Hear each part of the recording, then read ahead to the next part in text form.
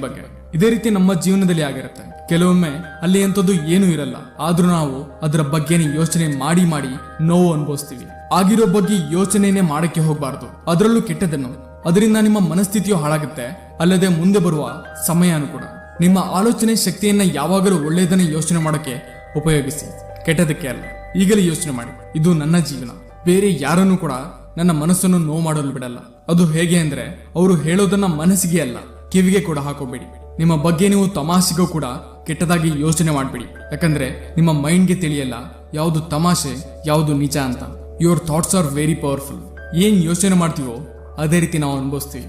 ನಿಮ್ಮನ್ನ ನೀವು ಕೆಟ್ಟದಾಗಿ ಯೋಚನೆ ಮಾಡಿದ್ರೆ ಆಗ ನಿಮ್ಗೆ ನಿಜವಾಗ್ಲೂ ಕೆಟ್ಟದಾಗಿರುವಂತೆ ಅನುಭವ ಆಗುತ್ತೆ. ಅದಕ್ಕೆ ಆದಷ್ಟು ಒಳ್ಳೆಯದನ್ನ ಯೋಚನೆ ಮಾಡ್ತೀರಿ. ನೀವು ಹೇಗೆ ಯೋಚನೆ ಮಾಡ್ತೀರಾ ಅದೇ ರೀತಿ ನಿಮ್ಗೆ ಪ್ರಪಂಚ ಕಾಣುತ್ತೆ. ಫಾರ್ ಎಕ್ಸಾಂಪಲ್, ಕೆಲವೊಮ್ಮೆ ನೀವು ಅನುಭವಿಸಿರ್ತೀರಾ, ಪ್ರಾಬ್ಲಮ್ ತುಂಬಾ ಸಣ್ಣದಾಗಿದೆ, ನಾವು ಅದನ್ನ ದೊಡ್ಡದಾಗಿ ಮಾಡ್ತೀವಿ. ಓವರ್ ಥಿಂಕ್ ಮಾಡಿ.